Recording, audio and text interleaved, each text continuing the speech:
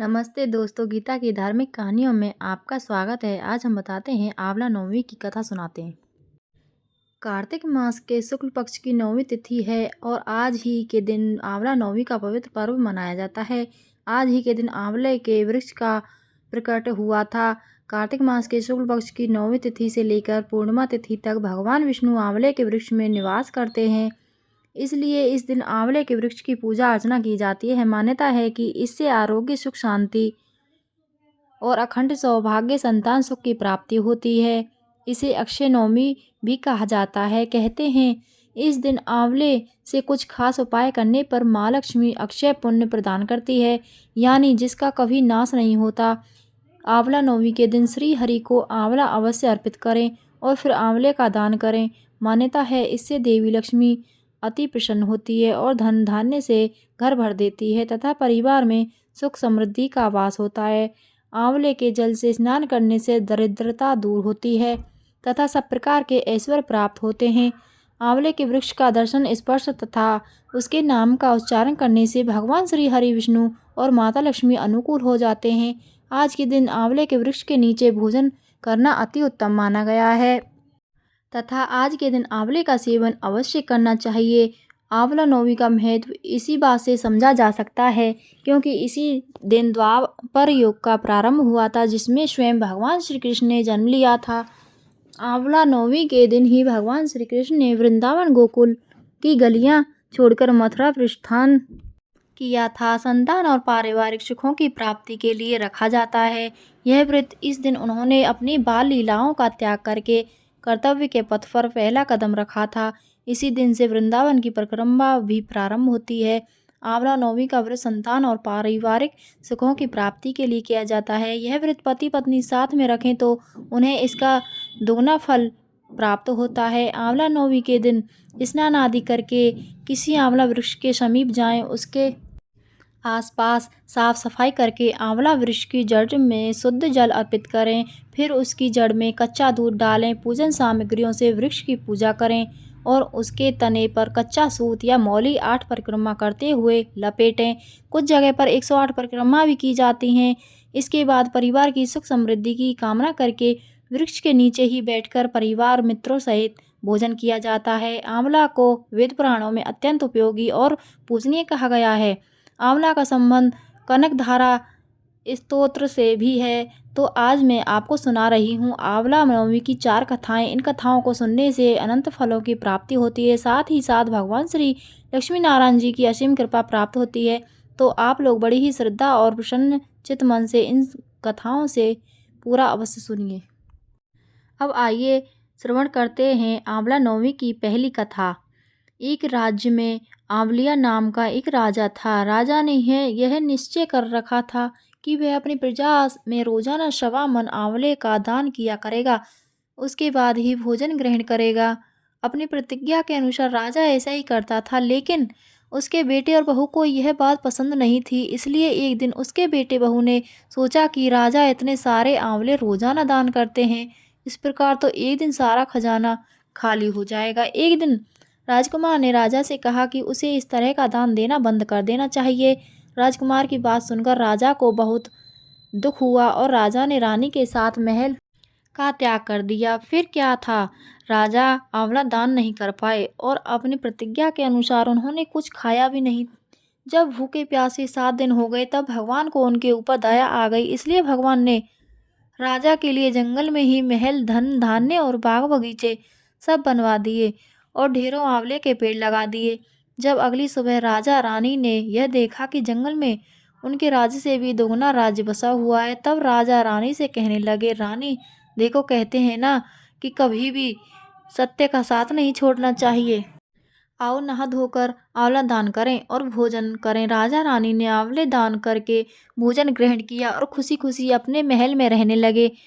उधर आंवला देवता का अपमान करने और माता पिता से बुरा व्यवहार करने के कारण राजकुमार के तो बुरे दिन आ गए। उसका राज्य शत्रुओं ने छीन लिया और वह दाने दाने को मोहताज हो गया। काम ढूंढते हुए एक दिन वह अपने पिताजी के ही राज्य में आ पहुंचा। उस समय उसकी हालत इतनी बिगड़ी हुई थी कि पिता ने उन्हें बिना पहचाने ही अपने यहाँ काम पर रख लिया।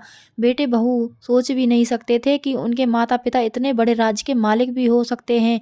सो उन्होंने भी अपने माता पिता को नहीं पहचाना। एक दिन बहू ने सास के बाल गूंथते समय उसकी पीठ पर एक मस्सा देखा। यह सोचकर उसे रोना आने लगा कि ऐसा मस्सा तो मेरी सास की पीठ पर ही भी था।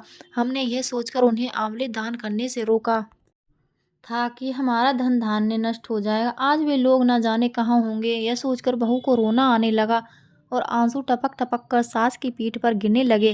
रानी ने तुरंत पलटकर देखा और पूछा कि तू रो क्यों रही है। उसने बताया कि आपकी पीठ जैसा मस्सा मेरी सास की पीठ पर भी था। हमने उन्हें आंवले दान करने से रोक दिया था, इसलिए वे नाराज होकर घर छोड़कर कहीं चले गए। तब रानी ने उन्हें पहचान लिया, सारा हाल पूछा और अपना हाल भी बताया। अपने बेटे बहू को समझाया कि दान करने से धन कम नहीं होता बल्कि बढ़ता है। जब बेटे बहू भी अब सुख से रानी राजा के साथ रहने लगे और आंवले का दान करने लगे। आइए अब आंवला नवमी की दूसरी कथा को सुनते हैं।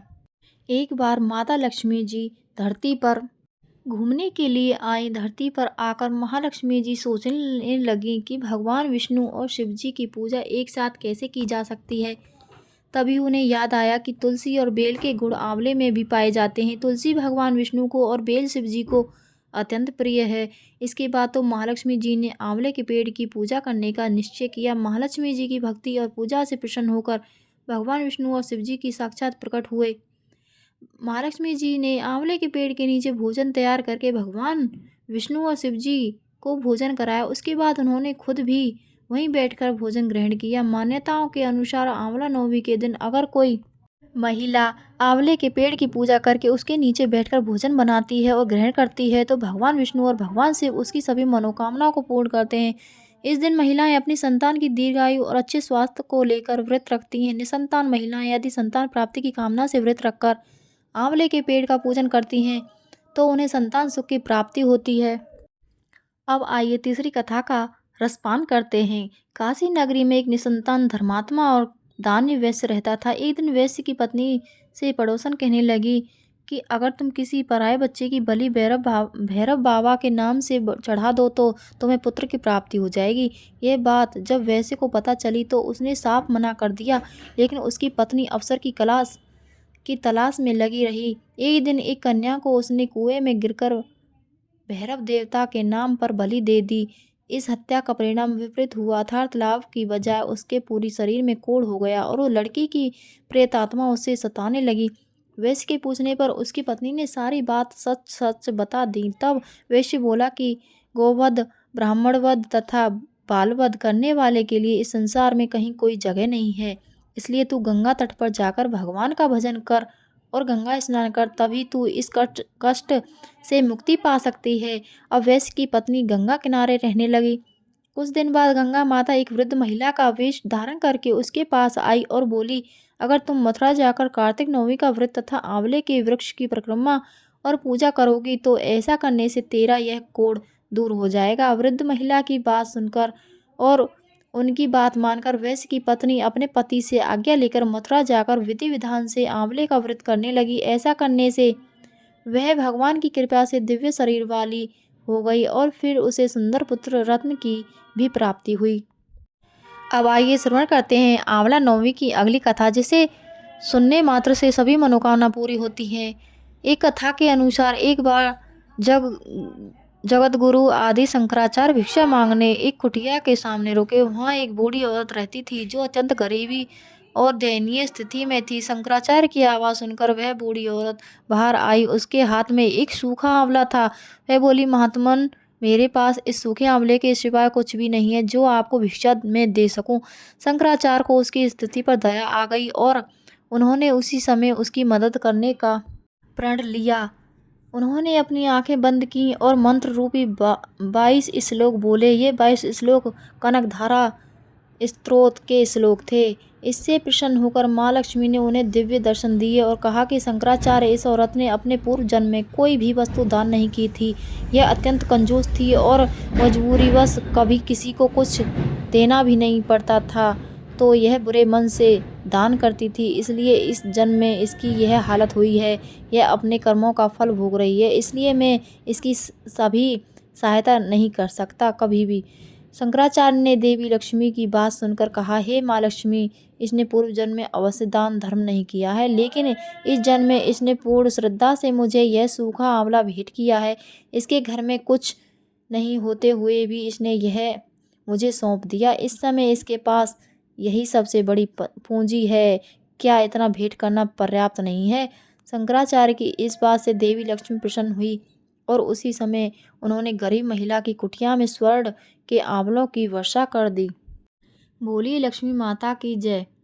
एक बार भगवान विष्णु कई हजार वर्षों तक घोर युद्ध करने के पश्चात थक गए और फिर अपने वैकुंठ धाम में आकर समाधि लगाकर अपने धनुष के सहारे सो गए। उसी समय देवताओं के यज्ञ करने की योजना चल रही थी, तो वे सभी भगवान विष्णु से मिलने ब्रह्मा जी और शिव जी सहित वैकुंठ आए। वहां उन्होंने देखा कि भगवान विष्णु तो गहन निद्रा में लीन हैं, सोए हुए हैं, नहीं जागना चाहिए। यह सोचकर वह सभी खड़े हो गए, किंतु बहुत देर के बाद भी भगवान विष्णु जब निद्रा से नहीं जागे, तब उन्होंने सोच विचार कर भगवान विष्णु को जागने का निर्णय किया। तब ब्रह्मा जी ने कीड़ा उत्पन्न किया और उसे भगवान विष्णु को जगाने के लिए कहा। यह काम करने से भविष्य का भाग मिलेगा। यही सोचकर उस कीड़े ने धनुष की रस्सी काट डाली। धनुष की रस्सी कटते ही एक भयानक शब्द हुआ और चारों ओर अंधेरा छा गया। कुछ समय के बाद जब धीरे धीरे अंधेरा कम हुआ, तो देवताओं ने देखा कि भगवान विष्णु का सिर उनके शरीर पर नहीं है। तब तो देवता अत्यंत चिंतित और भयभीत हो गए। देवताओं को चिंता मग्न देखकर ब्रह्मा जी ने कहा कि देवताओं, चिंता ना करो। संसार में जो कुछ भी होता है, कुछ ना कुछ कारण से ही होता है, और यहाँ पर बिना कारण अर्थात अकारण कोई कार्य नहीं होता। हम सभी देवी पराशक्ति की आराधना करेंगे और अवश्य ही ये इस समस्या का समाधान करेंगी। ऐसा कहकर ब्रह्मा जी ने सभी वेदों को देवी की स्तुति करने का आदेश दिया। जब वेदों ने देवी की स्तुति की तो देवी अत्यंत प्रसन्न हुई और फिर एक आकाशवाणी हुई। आकाशवाणी ने कहा, देवताओं, मैं वेदों की स्तुति से अत्यंत प्रसन्न हूँ। आप लोगों को चिंता करने की कोई आवश्यकता नहीं है। भगवान विष्णु का जो सिर कटा है, इसके दो कारण हैं। पहला तो इन्हें एक बार लक्ष्मी जी ने कह दिया था कि आप बिना सिर के हो जाओ, क्योंकि लक्ष्मी जी को देखकर भगवान विष्णु हंस रहे थे। दूसरा कारण है ग्रीव नाम के दैत्य का अंत करना। है ग्रीव नाम का एक दैत्य है, इसने अन्न जल सब कुछ त्याग कर 1000 वर्षों तक मेरी तपस्या की थी। उस समय इस दैत्य ने अपनी सारी इंद्रियों को अपने वश में कर लिया था और केवल मेरे नाम का जाप करता था। इसने मेरे तामसी रूप के दर्शन पाने के लिए ऐसी घोर तपस्या की। तब मैं पराशक्ति ही अपने तामसी रूप से इस दैत्य के सामने प्रकट हुई थी। देवी को अपने सामने प्रकट हुआ देखकर यह दैत्य अत्यंत प्रसन्न हुआ और उठकर खड़ा हो गया। वह मेरे उस रूप की परिक्रमा करने लगा और मेरी स्तुति की। तब मैंने उससे मनवांछित वर मांगने के लिए कहा। तब उसने कहा, हे देवी, मैं अमर होना चाहता हूँ। उसकी बातें सुनकर मेरी उस तामसी शक्ति ने कहा कि दैत्य राज, संसार में सभी की मृत्यु होनी है और यही संसार का नियम है। मैं इस नियम को भंग नहीं कर सकती, इसलिए तुम सोच समझकर कोई और वरदान मांगो। और फिर उसके बाद उस दैत्य ने वर मांगा कि मेरी मृत्यु केवल भगवान है ग्रीव के द्वारा ही हो। तब मैंने ही उसे ऐसी मनवांछित मृत्यु प्राप्त करने का वरदान दे दिया था। उसी समय वह दैत्य अपने बल के घमंड में आकर ब्राह्मणों को, देवताओं और साधु जनों को पीड़ित कर रहा है, और सभी को इस दैत्य के आतंक से मुक्त कराने के लिए भगवान विष्णु का बिना सिर होना आवश्यक है। इसलिए आज इनका सिर कट गया है। ब्रह्मा जी, आप एक घोड़े का सिर काटकर श्री विष्णु जी के शरीर पर लगा दीजिए। इससे उनका हैग्रीव अवतार होगा और वे उस हैग्रीव दैत्य का अंत कर देंगे। इतना कहकर देवी अंतर्ध्यान हो गई। इसके बाद देवी के आदेश अनुसार ब्रह्मा जी ने अपनी तलवार से घोड़े का सिर काटकर उसे भगवान विष्णु के शरीर पर लगा दिया और उसी क्षण भगवान विष्णु उठकर खड़े हो गए। इस तरह भगवान विष्णु का हयग्रीव अवतार हुआ और तब हयग्रीव स्वरूप भगवान विष्णु और हयग्रीव नाम से उस दैत्य में भयंकर युद्ध छिड़ गया। उसे मारना इतना आसान नहीं था। तब भगवान विष्णु ने बहुत लंबे समय तक उसके साथ युद्ध किया। बाद में देवी जगदम्बा के वरदान अनुसार भगवान हयग्रीव के हाथों उसका अंत हो गया। आइए अब आंवला नौमी की चौथी कथा को सुनते हैं। एक नगर में एक ब्राह्मण दंपत्ति रहते थे। वे दोनों प्रतिदिन 7 कोस दूर गंगा और यमुना नदी में स्नान करने जाते थे। इतनी दूर आने जाने से ब्राह्मण की पत्नी थक जाती थी। एक दिन उसने अपने पति से कहा कि हमारा एक पुत्र होता तो कितना अच्छा होता। पुत्र का विवाह करते हमारी बहू आती तो हमें घर वापस जाने पर खाना बना हुआ मिलता और बहू घर का काम भी कर देती। अपनी पत्नी की बात सुनकर ब्राह्मण ने कहा कि तूने बात तो सही कही है, चल मैं तेरे लिए बहू ला ही देता हूँ। ब्राह्मण ने कहा कि एक पोटली में आटा डालकर कुछ मोहरे रख दें। ब्राह्मण के कहे अनुसार उसने अर्थात ब्राह्मणी ने पोटली बांधकर दे दी। पोटली लेकर ब्राह्मण चला गया। भगवान को सफ़र के दौरान यमुना के किनारे बहुत ही सुंदर लड़कियां दिखाई दी। वे रेत में घर बनाकर खेल रही थी। उनमें से एक लड़की ने कहा कि मैं अपना घर नहीं बिगाड़ूंगी, मुझे तो रहने के लिए ये घर चाहिए। लड़की की बात सुनकर के ब्रह्मा मन ही मन सोचने लगा कि बहू बनाने के लिए यही लड़की उचित है। जब वह लड़की जाने लगी तो ब्राह्मण भी उसके पीछे पीछे उसके घर तक चला गया। वहां जाकर ब्राह्मण ने उस लड़की से कहा, बेटी कार्तिक मास चल रहा है, इसलिए मैं किसी के घर खाना नहीं खाता। मैं अपने साथ आटा लेकर आया हूँ। तुम अपनी माता से पूछो कि क्या वह मेरे लिए आटा छानकर 4 रोटी बना देगी। यदि वह मेरा आटा छानकर रोटी बनाएगी तो मैं रोटी खा लूँगा। लड़की ने जाकर अपनी माँ को ये सारी बात बताई। माँ ने कहा, ठीक है, जाकर ब्रह्मदेव ने कह दो कि वह अपना आटा दे दे, मैं रोटी बना दूँगी। जब वह आटा छानने लगी तो आटे में से मोहरें निकली। वह सोचने लगे कि जिसके आटे में इतनी मोहरें हैं उसके घर में कितनी मोहरें होंगी। जब ब्राह्मण खाना खाने बैठा तो लड़की की माँ ने उस ब्राह्मण से पूछा, क्या आपका कोई लड़का है और क्या आप उस लड़के की सगाई करने जा रहे हो। यह सुनकर ब्राह्मण ने कहा कि मेरा लड़का तो काशी में पढ़ने गया हुआ है, लेकिन यदि तुम कहो तो खांड कटोरे से विवाह करके तुम्हारी बेटी को अपने साथ ले जाऊं। लड़की की माँ ने कहा, ठीक है ब्रह्मदेव। इस पर लड़की की माँ ने लड़की की खांड कटोरे से शादी करके ब्राह्मण के साथ भेज दिया। ब्राह्मण ने घर आकर कहा, रामू की माँ, दरवाज़ा खोलकर देख, मैं तेरे लिए बहू लेकर आया हूँ। ब्राह्मण की पत्नी भीतर से ही बोली, हमारे तो कोई बेटा बेटी नहीं है तो बहू कहाँ से लाए।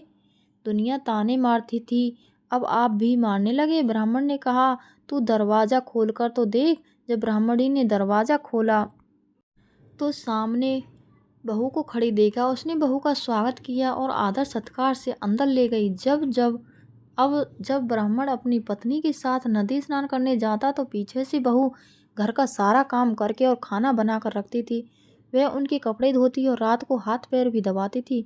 इस तरह बहुत दिन बीत गए। ब्राह्मणी ने अपनी बहू से कहा कि बहू, कभी भी चूल्हे की आग मत बुझने देना और मटके का पानी खत्म मत होने देना। परंतु एक दिन चूल्हे की आग बुझ गई। यह देखकर बहू घबरा गई और भागी भागी अपनी पड़ोसन के पास गई और कहा कि मेरे चूल्हे की आग बुझ गई है, मुझे थोड़ी आग चाहिए। मेरे सास ससुर सुबह 5 बजे से गए हुए हैं, वे थके हुए घर आएंगे, इसलिए मुझे उनके लिए खाना बनाना है। ये सुनकर पड़ोसन ने कहा कि तू तो बावली है, तुझे ये दोनों मिलकर पागल बना रहे हैं। इनके कोई पुत्र नहीं है, ये निसंतान हैं। बहू ने कहा, नहीं, ऐसा मत बोलो, इनका बेटा तो काशी में पढ़ने गया हुआ है। इस पर पड़ोसन ने कहा कि यह तुझे झूठ बोल कर लाए हैं, मेरी बात सच मान, इनके कोई बेटा नहीं है। अब बहू पड़ोसन की बातों में आ गई और कहने लगी कि अब आप ही बताओ मैं क्या करूं। पड़ोसन ने कहा कि करना क्या है, जब तुम्हारे सास ससुर आए तो जली हुई रोटियां बना कर देना और बिना नमक की दाल बना कर देना। खीर की कड़छी दाल में और दाल की कड़छी खीर में डाल देना। पड़ोसन ने उसे अच्छे से सिखा पढ़ा दिया। फिर जब उसके सास ससुर घर आए तो उसने ना तो उनका आदर सत्कार किया और ना ही उनके कपड़े धोए। जब उसने सास ससुर को खाना दिया तो सास बोली, बहू आज यह रोटियां जली हुई क्यों हैं और दाल भी पकी नहीं है। तब बहू ने पलटकर कहा कि एक दिन ऐसा खाना खा लोगे तो कुछ बिगड़ नहीं जाएगा तुम्हारा। सास ससुर को खरी खोटी सुनाकर वह फिर से पड़ोसन के पास गई और बोली कि अब आगे क्या करना है। पड़ोसन ने कहा कि अब तुम सातों कोठों की चाबी मांग लेना। अगले दिन जब स्नान करने के लिए जाने लगे तो बहू अड़ गई कि मुझे तो सातों कोठों की चाबी चाहिए। तब ससुर ने कहा कि इसे चाबी दे दो। तब सास ने बहू को चाबी दे दी। सास ससुर के जाने के बाद जब बहू ने दरवाजे खोले तो देखा कि किसी में अन्न भरा है, किसी में धन भरा है और किसी कोठे में बर्तन पड़े हैं। जब उसने सबसे ऊपर का सातवां कोठा खोला तो देखा कि शिवजी, पार्वती माता, गणेश जी, लक्ष्मी माता जी, पीपल, पथवारी, कार्तिक के ठाकुर, राई, दामोदर, तुलसी जी का बिड़वा, गंगा, यमुना और 33 कोटि देवी देवता विराजमान हैं। वहीं पर एक लड़का चंदन की चौकी पर बैठा माला जप रहा है। यह सब देखकर उसने लड़के से पूछा कि तुम कौन हो। तब लड़का बोला कि मैं तेरा पति हूँ, अभी दरवाज़ा बंद कर दे, जब मेरे माता पिता आएंगे तब दरवाज़ा खोलना। यह सब देखकर बहू बहुत खुश हुई और 16 श्रृंगार कर सुंदर वस्त्र पहनकर अपने सास ससुर का इंतजार करने लगी। उसने अपने सास ससुर के लिए अच्छे अच्छे पकवान बनाए। जब उसके सास ससुर घर पर आए तो उसने उनका आदर सत्कार किया और प्रेम पूर्वक खाना खिलाया और हाथ पैर दबाने लगी। पैर दबाते दबाते बहू ने कहा कि माँ, आप इतनी दूर गंगा स्नान करने के लिए जाती हो तो आप थक जाती हो, इसलिए आप घर पर ही स्नान क्यों नहीं करती हो। यह सुनकर सास कहने लगी कि बेटी, गंगा यमुना घर पर तो नहीं बहती हैं। तब उसने कहा, हाँ माँ जी, बहती हैं, चलो मैं आपको दिखाती हूँ। जब बहू ने सातवां कोठा खोलकर दिखाया तो उसमें शिवजी, पार्वती जी, गणेश जी, लक्ष्मी जी, पीपल, पथवारी, कार्तिक के ठाकुर, राई, दामोदर, तुलसी जी का बिड़वा, गंगा यमुना बह रही हैं और 33 कोटि देवी देवता विराजमान हैं। वहीं चौकी पर बैठा एक लड़का माला जप रहा है। माँ ने उसे देखकर कहा कि बेटा, तू कौन है। लड़का बोला, माँ, मैं तेरा बेटा हूँ। तब ब्राह्मणी ने पूछा कि तू कहाँ से आया है। लड़के ने जवाब दिया कि मुझे कार्तिक देव ने भेजा है। माँ ने कहा, बेटा, यह संसार कैसे मानेगा कि तू मेरा बेटा है। माँ ने कुछ विद्वान पंडितों से मदद मांगी। पंडितों ने कहा, इस पार बहू बेटा खड़े हो जाएं और उस पार माँ खड़ी हो जाए। माँ चमड़े की उंगलियां पहनी हो और छाती में से दूध की धार निकलकर बेटे की दाढ़ी मूछ भीगे और पवन पानी से गठजोड़ा बंधे, तब मानेंगे कि यह इस माँ का ही बेटा है। उसने ऐसा ही किया। चमड़े की अंगियां फट गई और छाती में से दूध की धार निकलकर बेटे की दाढ़ी मूछ भीग गई। पवन पानी से बहू बेटे का गठजोड़ बंध गया। यह सब देखकर ब्राह्मण और उसकी पत्नी की खुशी का ठिकाना ना रहा। तो यह थी कार्तिक मास की कथा। हे कार्तिक के ठाकुर, जैसे ब्राह्मण और ब्राह्मणी को बहू बेटा दिया वैसे सबको देना। कार्तिक मास की कथा कहने, सुनने और हुंकार भरने वाले सब पर कृपा करना। वीडियो अच्छी लगी हो तो लाइक करना, शेयर करना, सब्सक्राइब करना ना भूलें। चैनल पर बने रहें। हर हर महादेव। जय श्री हरि विष्णु। धन्यवाद।